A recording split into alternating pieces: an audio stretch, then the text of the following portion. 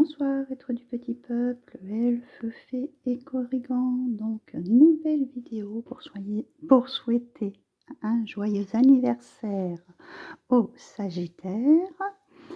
Petit aparté, donc je remercie tous les nouveaux abonnés sur la chaîne. Pour ceux que ça ne serait pas encore le cas, vous pouvez activer la petite cloche.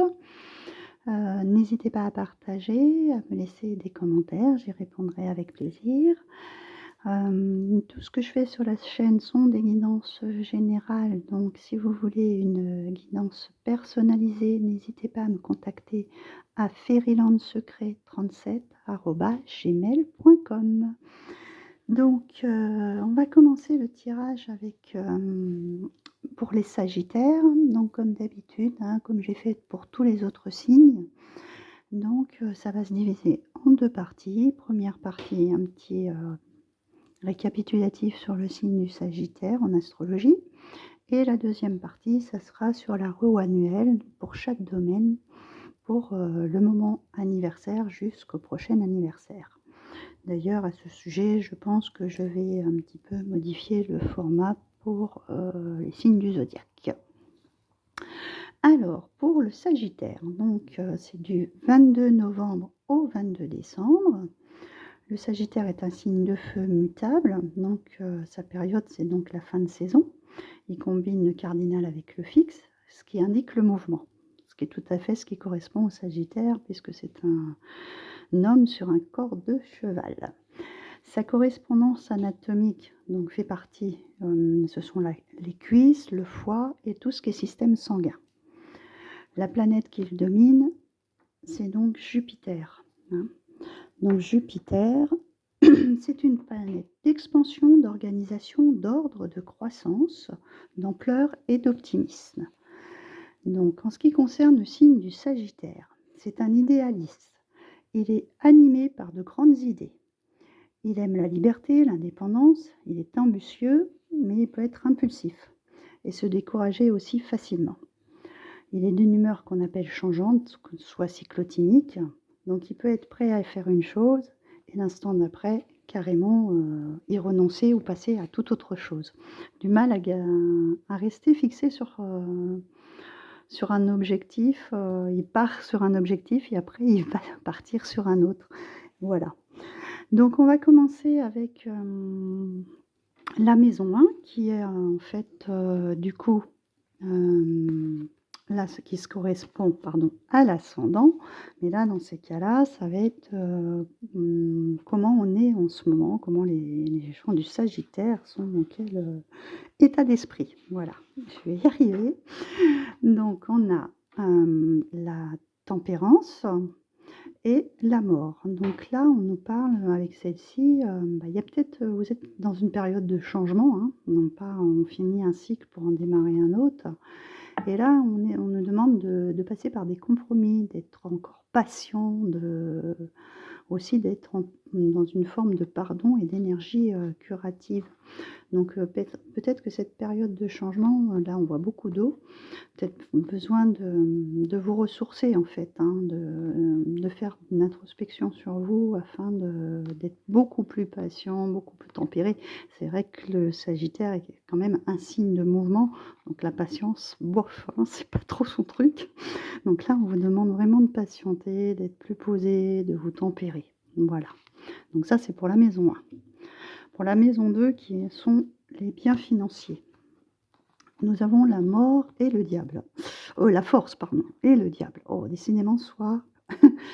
Donc là, je dirais attention à comment on gère les finances. Il peut y avoir des moments, voilà. Le lion, c'est pareil, c'est un signe de feu, tout comme le Sagittaire. Donc il va avoir tendance à oh, on y va, hein, on fonce, machin. Puis après, est-ce que vous avez été tenté par des achats, par exemple, par compulsivité? Attention, il va falloir faire attention à ça parce que ne pas être trop dépensier et y aller lentement, un petit peu vous temporiser. C'est peut-être ça la solution, au fait, d'être un petit peu, qu'on vous demande, souffler un petit peu. Vous avez une grande confiance et cette envie de faire les choses ou de faire plaisir et cetera, mais attention parce que les dépenses peuvent être importantes, OK? Alors la maison 3, c'est tout ce qui est rapport avec frères et sœurs, mais aussi tout ce qui est, communication avec les entourages, professionnels, sociaux et cetera, hein.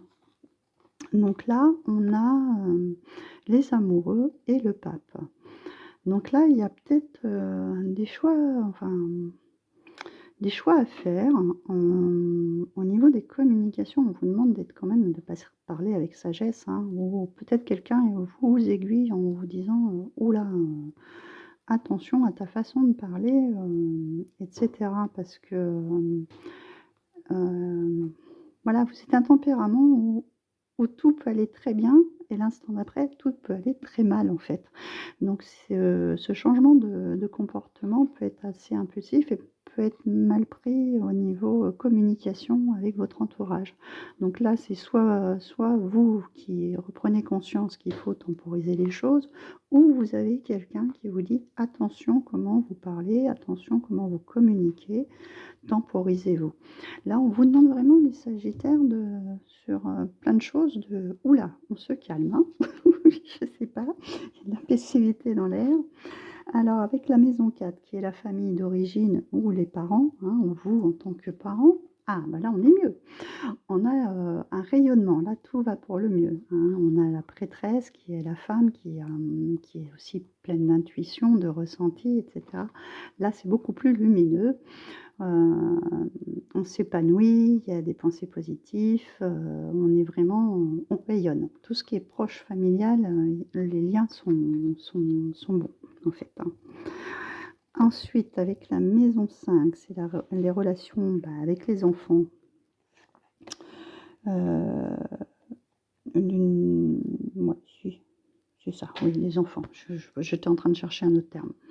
Donc là, on a le magicien et le jugement. Bah, c'est pareil, ça, on est dans des choses qui peuvent se terminer et redémarrer. Là, vous avez les cartes en main. Peut-être, bah, ouais, c'est un peu bizarre quand même parce que juste avant, c'est très bien en tant que parent, il y a une bonne, harmonie au niveau de la famille et là, c'est comme si on avait quelque chose, qui redémarre en fait, on reprend, peut-être que vous reprenez sur de nouvelles bases, je ne sais pas, avec certains de vos enfants, il y a peut-être des choses que vous remettez en place. Pour d'autres, est-ce qu'il y a des grossesses qui sont à venir? Pourquoi pas, hein? C'est peut-être aussi ça mais bon, vous avez toutes les clés en main pour, démarrer un nouveau projet, bah, une nouvelle naissance, hein. Il y a quelque chose de cet ordre-là. Il y a vraiment quelque chose qui démarre. Donc voilà pour celle-ci. Ensuite avec, la maison 6 qui est en fait, la maison de la santé. Alors on nous parle de nouveaux départs avec, bah, c'est pareil, ça c'est le jugement. Il y a de et on a le pendu. Donc là, il y a peut-être en fait, vous êtes peut-être trouvé un petit peu, bah, dans des moments de fatigue ou de santé un petit peu suspendue ou que les choses, peut-être un peu plus à plat et cetera. On nous dit que là, les choses vont repartir, hein, que vous allez vous rebooster, hein. Que vous allez ouais, ressentir, un peu plus de force. Après, c'est vrai qu'on est dans une période où là, où les énergies baissent un peu à cause, bah, de cette entrée dans l'hiver, en fait, qui nous immobilise, hein, un petit peu, qui nous replie sur soi-même. On n'a pas trop envie on a plutôt envie d'être cocooning ou d'être, au chaud, pas trop bouger. Donc là, il y a cette idée de moins bouger, en fait, mais on vous dit qu'il y a quelque chose qui va redémarrer. Il y a vraiment un boost, une poussée d'énergie qui va faire son apparition. Alors la maison 7 qui correspond donc, bah, aux conjoints, aux unions et cetera. Donc là, on a de croire en vous, donc là, on a un petit peu comme, bah, c'est le matin, c'est le fou avec le soleil.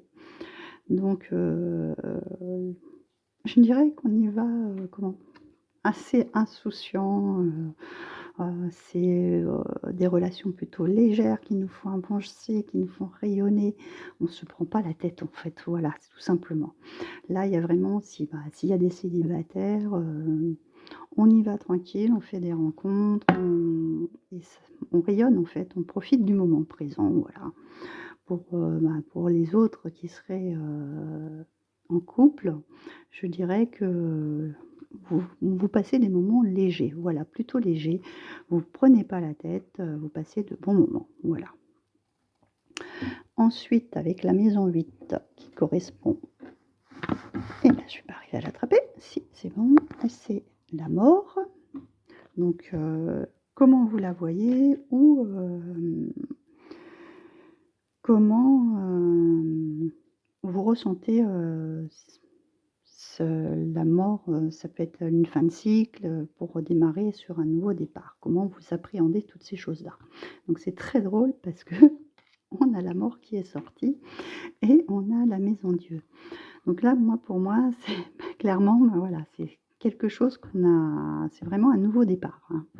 Parce que là, la maison Dieu, c'est des fondations qui étaient passées sur des bases qui étaient pas très solides, donc qu'on casse en fait, hein, et on part sur un nouveau départ pour, reconstruire quelque chose de beaucoup plus solide. Donc si vous avez des projets ou si, vous avez pensé déménager ou et cetera, c'est exactement ça. Il y a vraiment un nouveau départ parce que ce qui était ancien ne vous convenait plus, ne vous convenait pas. Et là, on vous demande d'aller vers quelque chose de nouveau. Ensuite, avec la maison 9, qui est les voyages, qui est aussi votre maison. Donc, nous avons le monde, ce qui vous correspond très bien puisque c'est vraiment votre maison. Et nous avons la lune. J'aurais préféré une autre carte quand même, hein. Le monde, c'est vraiment, la réussite totale, tout ce qui nous permet de nous épanouir, hein. Mais en même temps, il y a aussi des choses cachées, des choses où on sent, comment dire? On a l'impression de ne pas tout savoir, il y a des moments aussi où on se sent pas très bien, quoi. Voilà, dans ces moments où on est entre 2 phases où, il y a ce tempérament, on va dire, du Sagittaire. Un coup, je suis bien, un coup, je suis pas bien. Donc, c'est un peu dommage parce qu'il y a vraiment cette énergie derrière qui vous dit: «Mais, non, vous avez, tout va aller pour le mieux». Il y a des moments dans la vie où on passe des étapes, pas spécialement très, très bien et puis des moments où les choses changent en fait. C'est vrai que, vous avez peut-être envie de voir ou de découvrir le monde puisque c'est un signe qui aime les voyages, hein, c'est un signe de déplacement et que pour le moment, ça peut pas se faire comme vous voudriez. Il y a des choses qui ne bougent pas comme vous aimeriez. Après, rien ne vous dit que dans les mois à venir, ça ne va pas changer, hein. Là, la période d'hiver n'est pas la meilleure des périodes pour trop bouger, sauf si vous voulez aller au soleil peut-être. Alors ensuite, pour la maison 10, qui est la maison du travail. Donc, nous avons, le pendu à nouveau et la justice. Là, on a vraiment cette histoire de choses figées, de choses qui ne bougent pas, qu'on n'avance pas. Il va falloir, repenser, les choses, revoir les choses d'une manière différente, sous un nouvel angle, pour pouvoir rééquilibrer cette situation professionnelle. Là, il y a vraiment une période, on va dire, de stagnation et un temps de réflexion sur quoi vous allez partir, en fait. Vous êtes un peu dans je dirais, une incertitude. Voilà pour, la maison 10. Ensuite, la maison 11 qui sont les amitiés.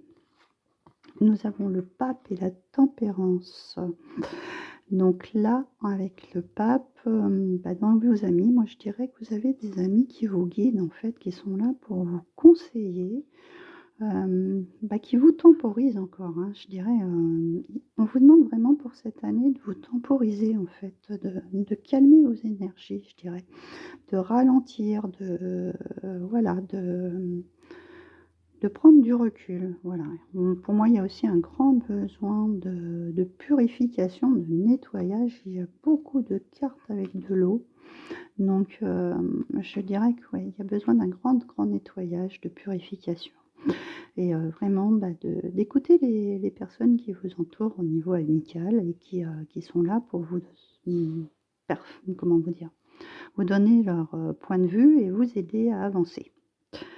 Voilà. Et donc avec la maison 12 qui est la maison des épreuves. Nous avons la lune et nous avons le chariot.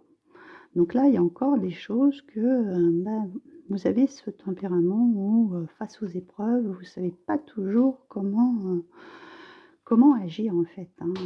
Vous avez, un tempérament, aussi impulsif, hein, comme le chariot. Donc attention, comment vous réagissez aux épreuves. Il faut élaborer plus finement vos projets ou les épreuves ou les choses qui se passent. Laissez-vous guider par votre intuition et affrontez vos peurs pour être plus fort.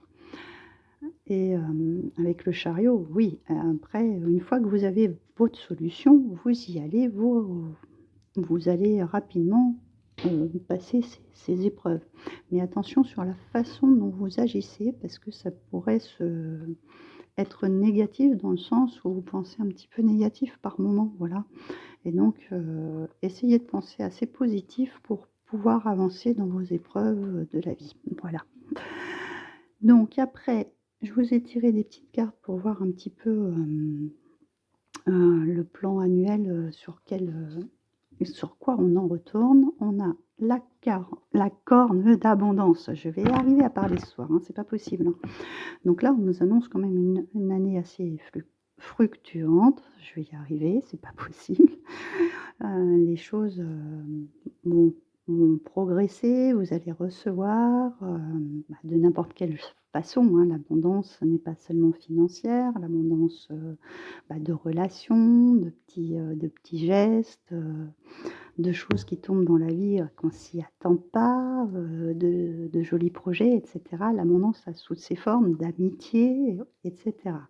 Donc là, vraiment, il y a quelque chose, puis en plus, vous avez la planète Jupiter qui est quand même une planète, d'expansion, d'ampleur et qui apporte de l'optimisme aussi, hein. Il va falloir aussi que vous soyez beaucoup plus optimiste.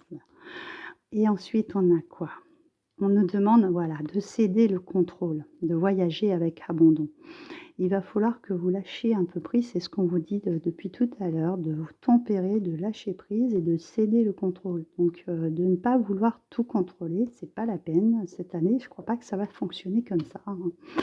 Et ensuite, avec, l'oracle des licornes, nous avons le soutien, demandez de l'aide, reposez-vous davantage et prenez soin de vous. C'est vraiment ce qu'on a dit sur tout le tirage. Il va falloir que vous vous posiez, que vous ralentissiez. C'est vrai que pour le signe du Sagittaire, qui est un signe de mouvement, c'est un tête un petit peu, épuisant ces derniers temps et on vous demande, pardon, vraiment de ralentir là, en fait et de prendre soin de vous, surtout en cette période de fin d'année.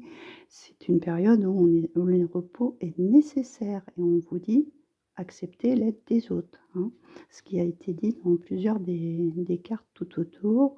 N'hésitez pas à voir le soutien de vos amis, de votre famille et donc aussi, moi ce que je vois beaucoup, c'est, de vous purifier. Donc voilà pour ce tirage pour les sagittaires. J'espère que ça vous parlera. Je vous souhaite de nouveau un joyeux anniversaire et je vous dis à tous à très bientôt.